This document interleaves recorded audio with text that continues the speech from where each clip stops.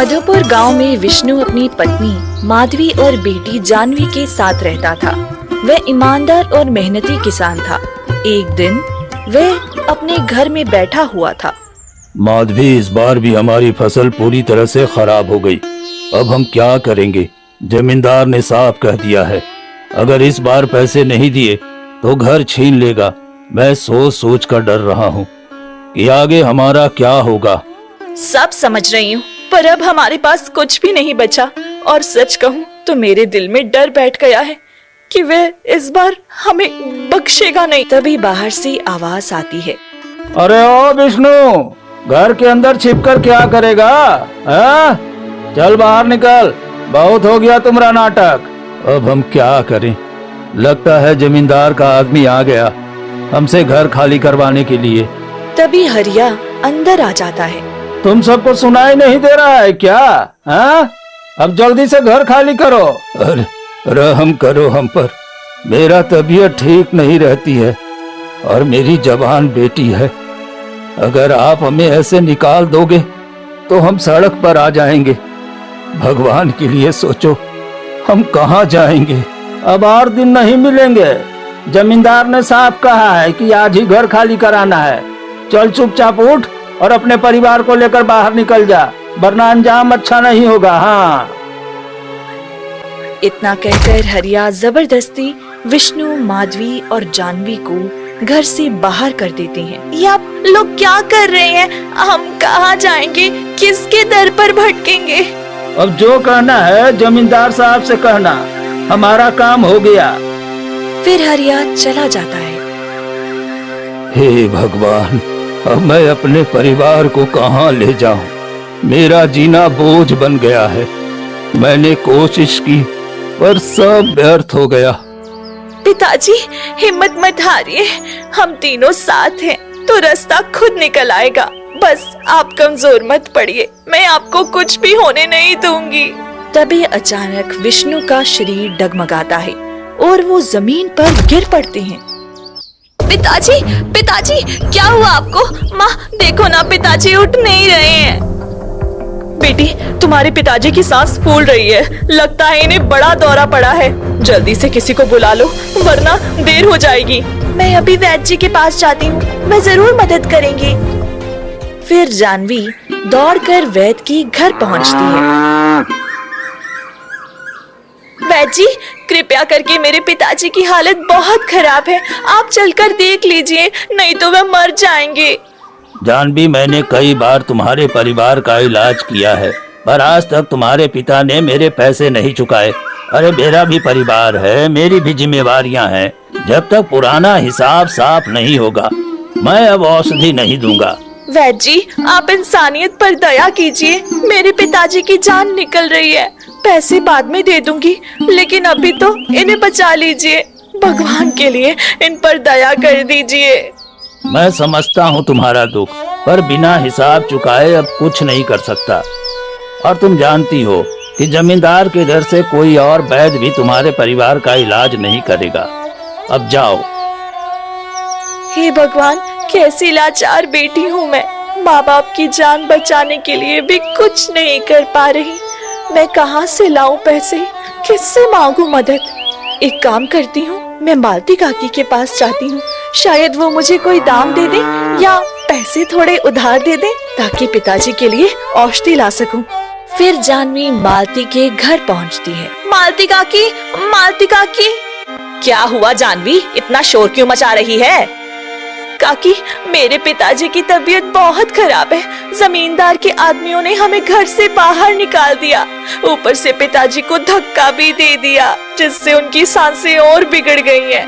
मैं बहुत परेशान हूँ। आप मुझे कुछ पैसे दे दीजिए ताकि मैं वैद्य से औषधि ले सकूं। वैद्य ने बिना पैसे की दवा देने से मना कर दिया है। क्या मैंने कोई धर्मशाला खोल रखी है जो हर बार मदद करती फिरो? मेरे पास फालतू पैसे नहीं है, जा यहाँ से। ऐसा मत कहिए काकी, मैं बड़ी उम्मीद लेकर आपके पास आई हूँ। अगर पैसे नहीं तो कोई काम दे दीजिए, ताकि उस काम के बदले मैं पिताजी का इलाज करवा सकूं। जा, मेरा सिर मत खा। मेरे पास तेरे लिए कोई भी काम नहीं है। अब यहाँ से चली जा। फिर जानवी उदास होकर अपने माँ बाप के पास लौट आती है। बेटी तू कहाँ चली गई थी? मैं कब से तेरा इंतजार कर रहा था। पिताजी, मैं वैद्य के पास गई थी, लेकिन उन्होंने औषधि देने से मना कर दिया। फिर मैं मालती काकी के पास गई पैसे मांगने, पर उन्होंने भी इनकार कर दिया। पर आप ठीक कैसे हुए? अरे बेटा, मुझे कुछ नहीं हुआ था, बस थोड़ा सा चक्कर आ गया था। और जिसके साथ कोई नहीं होता, उसके साथ ऊपर वाला होता है। पिताजी, हमारे साथ इतना दुख क्यों हो रहा है?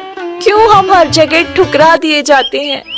बेटी परेशान मत हो, भगवान है, वो जरूर कोई रास्ता निकालेगा। चलो अब यहाँ से चलते हैं, कहीं तो हमें सहारा मिलेगा। पर कहाँ जाएंगे हम? जंगल में किसी पेड़ के नीचे अपना आसरा बना लेंगे, क्योंकि गांव में तो कोई हमें सहारा देने वाला नहीं। फिर तीनों जंगल की ओर निकल पड़ते हैं और एक बड़े पेड़ के नीचे बैठ जाते हैं। पिताजी, माँ, आप दोनों ठीक तो है ना? हाँ बेटी, मैं ठीक हूँ। मैं भी ठीक हूँ, बस थकान बहुत है। कुछ देर में दोनों नींद में डूब जाते हैं। जानवी अकेली बैठी पूरी रात रोती रहती है। पास से पेड़ पर बैठी एक चिड़िया सब देखती है। ये कौन है जो पूरी रात रो रही है? इस लड़की के ऊपर तो बहुत दुख आ पड़ा है।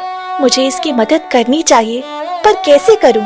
फिर ऐसे ही 2 दिन बीत जाते हैं। जानवी और उसके माँ बाप उसी पेड़ के नीचे भूखे प्यासे बैठे रहते हैं। चिड़िया बेचैन हो उठती है।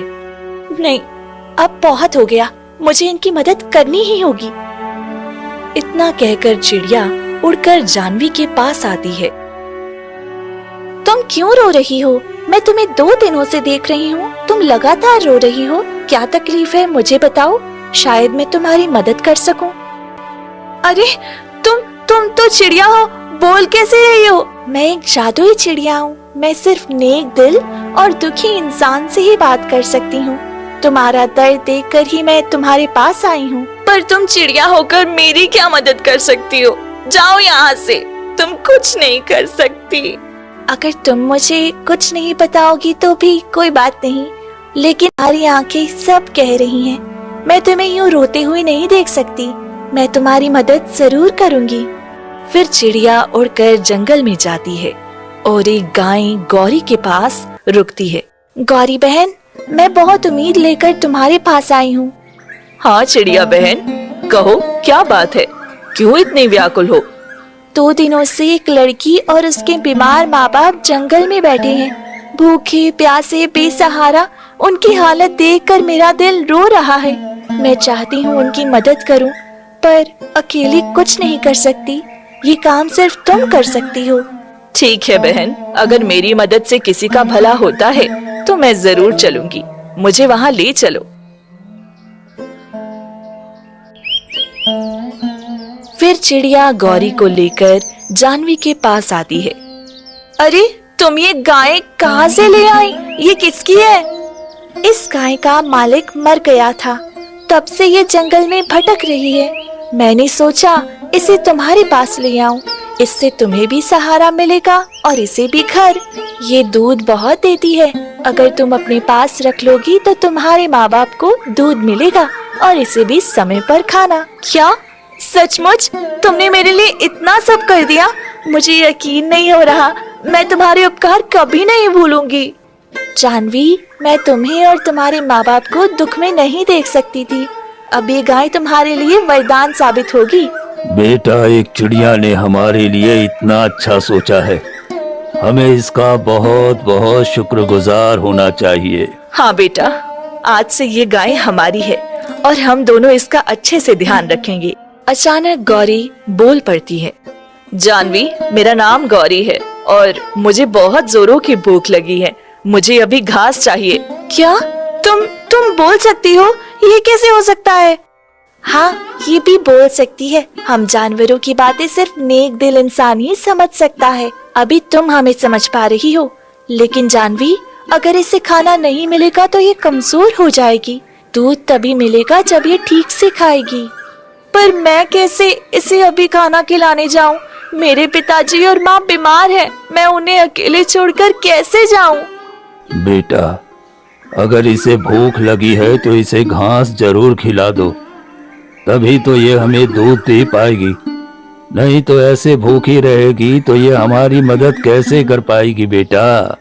हाँ बेटी, तुम्हारे पिताजी सही कह रहे हैं। जाकर इसे थोड़ा खिला दो, देखने से भी भूखी लग रही है। तुम चिंता मत करो, मैं तुम्हारे माँ पिताजी के साथ रहूंगी। तुम जाकर इसे घास खिला दो। इतना सुनकर जानवी और गौरी साथ निकल पड़ती हैं। थोड़ी दूर जाने के बाद, ये क्या, ये तो घना जंगल शुरू हो गया। हम इधर कहाँ जा रहे हैं? मुझे यहाँ बहुत डर लग रहा है। हिम्मत रखो जानवी, कुछ नहीं होगा, बस थोड़ी दूर और उसके बाद तुम्हारी सारी तकलीफें खत्म हो जाएंगी। बस डर कर कदम पीछे मत रखना। थोड़ी दूर बढ़ने पर अचानक तेज रोशनी फैल। ये रोशनी किससे निकल रही है? गौरी, ये तो तुम्हारे अंदर से ही रोशनी निकल रही है। ये क्या हो रहा है तुम्हारे साथ? तुम ठीक तो हो ना? तुम्हें कहीं कुछ हो तो नहीं गया? जानवी, मैं कोई साधारण गाय नहीं हूँ, मैं जादुई गाय हूँ। मैं तुम्हारी मदद कर सकती हूँ, लेकिन इससे पहले तुम्हें मेरी मदद करनी होगी। कैसी मदद? अगर मेरे बस में होगा तो जरूर करूँगी। बहुत समय पहले मैं एक ऋषि के आश्रम में रहती थी। एक बार मैंने उनकी हवन की खीर बिना बताए खा ली थी। उस पर उन्होंने श्राप दे दिया कि जब तक मैं अपनी भूल का प्रायश्चित ना करूंगी, तब तक मैं उनके आश्रम में नहीं जा सकती और भटकती रहूंगी। मुझे अमरकुंड झील का जल चाहिए। तुम वो जल लाकर मेरे ऊपर डाल दो तो ये श्राप टूट जाएगा। ठीक है, मैं वो करूंगी। झील कहाँ है और कैसे पहुँचूं? मैं तुम्हें रास्ता बताऊंगी, पर ये श्राप तुम्हारी परीक्षा है। इस राह पर सिर्फ तुम ही आगे जा सकती हो। सामने एक गुफा है, तुम्हें उस गुफा में जाना होगा। ठीक है, मैं जाऊंगी। फिर जानवी गुफा के अंदर जाने लगती है। तभी गुफा से गूंजती आवाज आती है। रुक जाओ, तुम ऐसे अंदर नहीं जा सकती। मुझे अंदर जाना है, मेरे दोस्त की मदद करनी है। ठीक है, पर पहले मेरे 2 प्रश्नों का उत्तर देना होगा। यदि सही उत्तर दोगी तभी अंदर जाओगी। पूछिए, मैं तैयार हूँ। ऐसी कौन सी चीज है जो इंसान के अंदर हो पर दिखे नहीं, वही हृदय को बड़ा बनाती है और कर्मों को संवारती है? गुण। अब मेरा दूसरा सवाल, ऐसी कौन सी शक्ति है जो संसार को मोह में बांधती है? दिखती तो है पर वास्तविकता से परे ले जाती है। माया। सही उत्तर दिए। अब जाओ अंदर। जो तुम ढूंढती हो वो तुम्हारे साहस से जुड़ा है। फिर जानवी अंदर हिम्मत करके जाती है। जैसे ही वह भीतर कदम रखती है, आंखों के सामने सोने चांदी का ढेर दिखाई देता है। अरे, ये तो कितना सारा खजाना है, ये किसका हो सकता है? तभी एक गूंजती हुई आवाज आती है। ये सारा खजाना तुम्हें मिल सकता है, पर इसके लिए एक शर्त है। तुम्हें इसे पाने के बदले एक चीज की त्याग करनी होगी। तुम्हारे साथ जो है उसको त्याग दो। नहीं, मैं तो पहले ही वचन दे चुकी हूँ कि मैं इस अमरकुंड के जल से मुक्त करवा दूंगी। मैं इस गौरी को कभी छोड़ नहीं सकती। सोच लो, यदि तुम ये खजाना चुन लो तो तुम्हें इस गौरी को हमेशा के लिए छोड़ देना होगा। फिर ये सारा धन तुम्हारा हो जाएगा। नहीं, मैं वचन दे चुकी हूँ, चाहे कितना भी बड़ा खजाना हो, किसी भी कीमत पर मैं अपनी बात नहीं बदलूंगी। तभी चारों ओर तेज रोशनी फैलती है और जानवी असल में अमरकुंड के पास पहुंच जाती है। जानवी, तुमने हर बार सही उत्तर दिया, इसलिए अब हम अमरकुंड के पास आ गए हैं। झील का जल लेकर मेरे ऊपर दे दो, तभी मेरा श्राप टूटेगा। मैं तैयार हूँ, बताओ कहाँ से लूँ और क्या करना होगा। लेकिन नस्ली परीक्षा अभी बाकी है, संभल कर रहना। अब जो होना है वह तुम्हारे त्याग से जुड़ा है। फिर जानवी झील की तरफ बढ़ती है। तभी झील का पानी अचानक काला पड़ जाता है। क्या हो गया? अभी तो पानी इतना साफ और चमकदार था, ये काला कैसे हो गया? तभी एक रहस्यमयी छाया प्रकट होती है। जानवी, इस झील का जल अब तुम्हें नहीं मिलेगा, यहाँ से चली जाओ। नहीं, मुझे ये झील का जल चाहिए, इसके लिए मैं कुछ भी कर जाऊंगी। बताइए क्या करना होगा? ठीक है, पर ध्यान से सुनो, इस बार त्याग अनिवार्य है। तुम्हें 3 में से किसी एक का त्याग करना होगा। अपने माँ बाप का, इस जादुई गाय का या खुद का। बताओ, तुम किसे त्याग करोगी? केवल उस त्याग को स्वीकार करूंगा जो सच में पवित्र और निस्वार्थ हो। जानवी के मन में एक भयंकर तूफान उठता है। वो अपनी माँ पिताजी की थर थर कांपती छाया सामने देखती है। बेटिया, हम दोनों इतना जीवन जी चुके हैं, अगर इससे तुम्हारे हाथों में सुख आ सकता है तो हमें त्याग देना। हम गरीब हैं, हमारी मर्यादा यही है कि हम तुम्हारे भविष्य के लिए पीछे हट जाएं। ये गाय तुम्हारी तकदीर बदल सकती है। सोचो, तुम्हारे पास भोजन, दवा और एक घर आ सकता है। मुझे और तुम्हारी माँ को छोड़ दो, तुम सुरक्षित रहो। जानवी, मैं तुम्हें और तुम्हारे माँ बाप को बर्बाद नहीं देख सकती। अगर तुम्हें मेरी आजादी के सामने कुछ देना होगा तो मैं अपना त्याग कर दूंगी, पर मैं अपने आप को नहीं चाहती कि तुम किसी के कटघरे में खड़ी हो, इसलिए मुझे त्याग दो। यहाँ न केवल विकल्प है, बल्कि तुम्हारी आखिरी इरादे की परीक्षा है। बताओ, तुम क्या त्याग करोगी? नहीं, मैं किसी का बलपूर्वक त्याग नहीं कर सकती। मेरे माँ बाप निर्दोष हैं, उनसे मांग कर अपनी जिंदगी छुड़ाना मेरा अधिकार नहीं। और इस गाय ने तो हमें सहारा दिया है, उसने हमें अपने पास रखने की पेशकश की है। मैं किसी भी कीमत पर किसी जीव का बलपूर्वक त्याग नहीं करूंगी। फिर भी अगर त्याग अनिवार्य है, मैं स्वयं का त्याग कर दूंगी। मैं अपनी खुशियाँ, अपनी जिंदगी के सुखों का त्याग कर दूंगी, ताकि मेरे माता पिताजी जिएं और ये गौरी आजाद हो जाए। अगर मेरी एक छोटी सी कुर्बानी से उनके जीवन बच पाते हैं तो मैं इसे स्वीकार करती हूँ। तुमने अपना उत्तर दिया, निस्वार्थ और प्रेम का उत्तर। तुम्हारा त्याग स्वार्थी नहीं, परिपूर्ण और पवित्र है। यही मैं स्वीकार करता हूँ। तुरंत ही झील का पानी फिर से चमकने लगा। कालापन गायब हुआ, जल साफ और चमकदार हो उठा। तुम्हारा त्याग स्वीकार हुआ, इसलिए तुम अब ये जल ले सकती हो। फिर जानवी जल्दी से झील से थोड़ा सा जल लेती है और गौरी के ऊपर छिड़क देती है।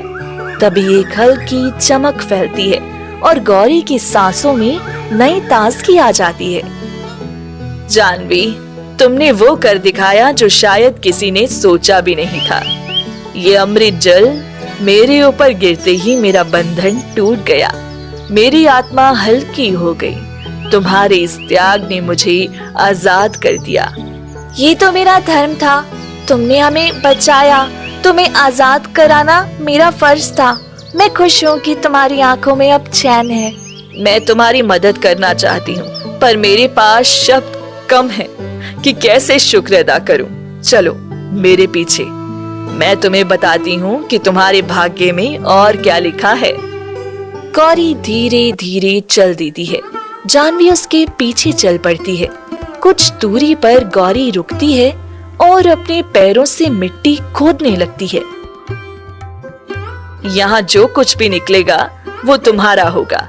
उठाकर देखो, तुमने जो सच्चाई और प्रेम दिखाया है उसका फल यही है। जानवी मिट्टी हटाकर थैली निकालती है।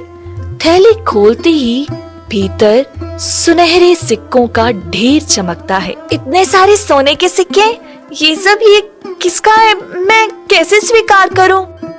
जानवी, तुमने जो निस्वार्थ मेरी मदद की, अपने प्राण तक की कुर्बानी देने को तैयार हो गई, उसके बदले मैं ये सारे सोने के सिक्के तुम्हें देती हूँ। तुम्हारे धर्म और दया का यही फल है। गौरी, ये मैं कैसे ले सकती हूँ? ये बहुत कीमती है। ये किसी और का नहीं बल्कि तुम्हारे वर्षों की जमा पूंजी है। तुम्हारे अपने सिक्के हैं। मैंने इन्हें जमा रखा था ताकि किसी जरूरतमंद को सहारा मिल सके। तुमने मेरी मदद की है तो अब मेरा भी फर्ज बनता है। तुम्हारे माँ पिताजी बूढ़े और बीमार हैं। उन्हें इस खजाने की सख्त जरूरत है। तुम्हारी भक्ति और प्रेम ने मुझे आजाद किया। वही प्रेम अब तुम्हारे परिवार की रक्षा करेगा। ठीक है, मैं ये स्वीकार करती हूँ, पर पहले ये धन अपने माँ पिताजी की भलाई में लगाया जाएगा। और गौरी, तुम्हारा साथ मेरे लिए सब कुछ है। मैं इसे कभी नहीं भूलूंगी। जब तक तुम पूरी तरह ठीक ना हो जाओ, मैं तुम्हारे साथ ही रहूंगी। तुम्हारी आंखों की सच्चाई ने मुझे बांध रखा था। अब वही सच्चाई तुम्हारे परिवार को नई रोशनी देगी। फिर जानवी वो धन लेकर अपने माता पिता के पास लौटती है। बेटी, तुम कहाँ चली गई थी? हम लोग बहुत परेशान हो गए थे।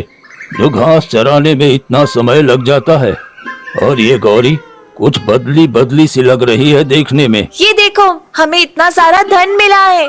क्या? इतने सारे सोने के सिक्के? बेटी, ये सब तुम्हारे पास कहाँ से आया? देखने में पिताजी, ये हमारी मेहनत और दुखों का अंत है। अब हम गांव में एक अच्छा सा घर बनाएंगे।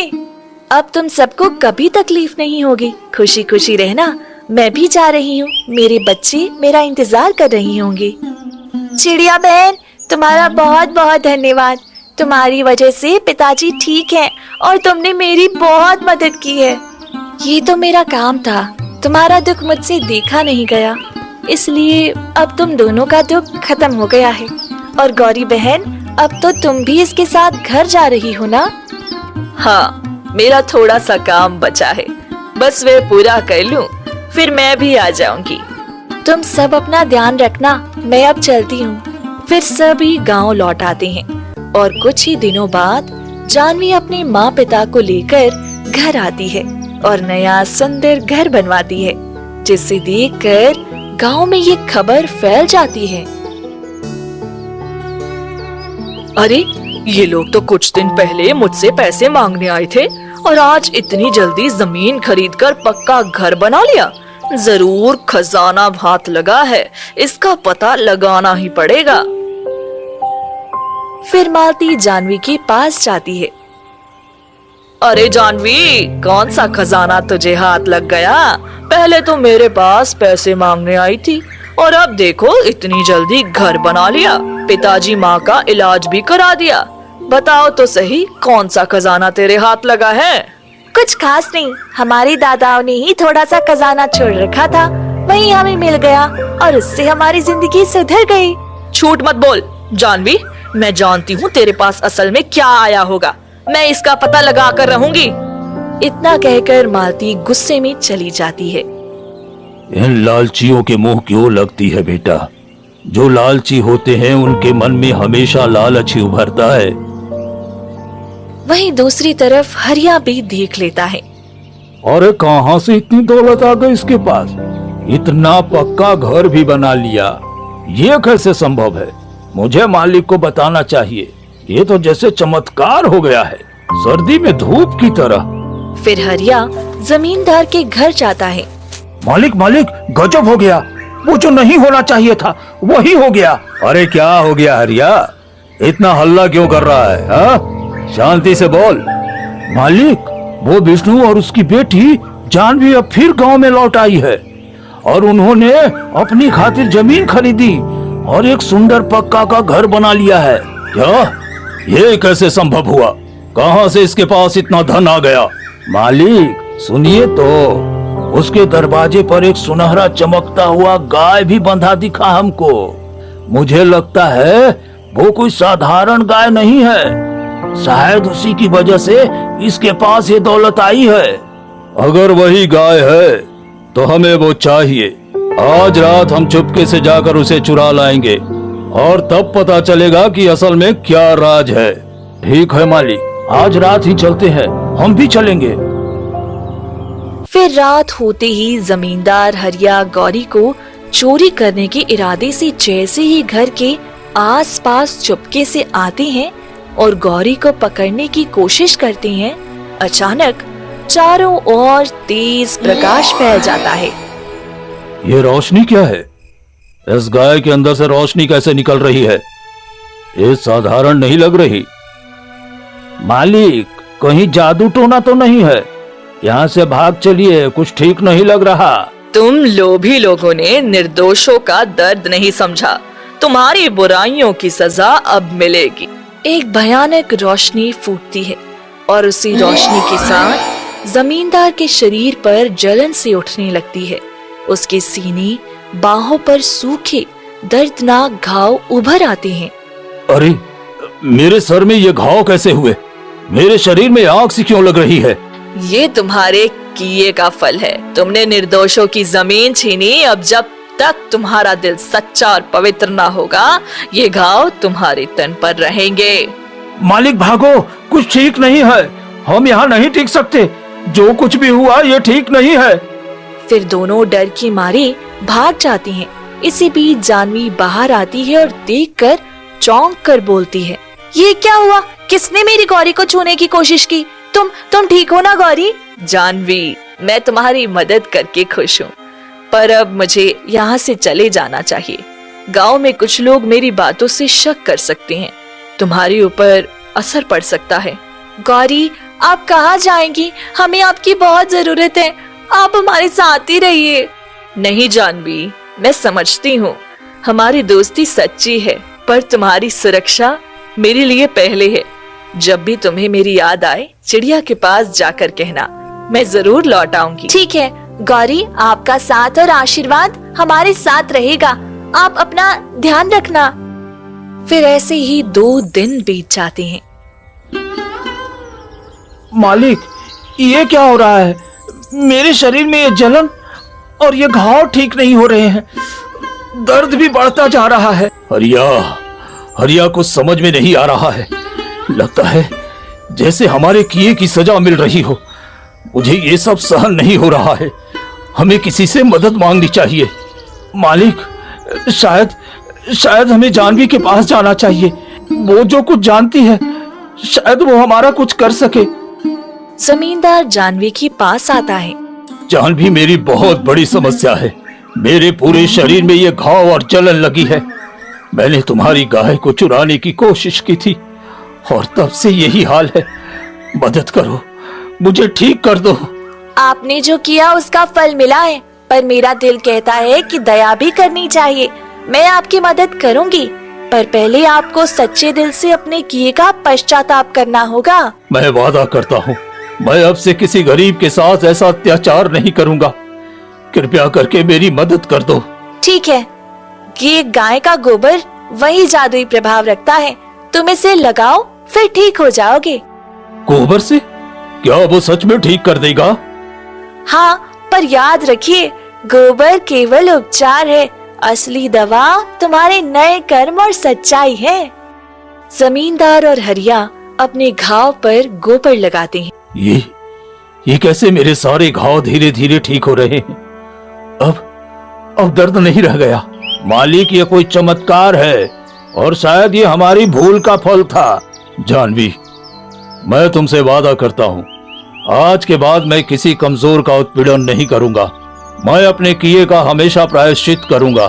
ठीक है, तुम्हारा बदलना ही सबसे बड़ा प्रमाण होगा। ठीक है,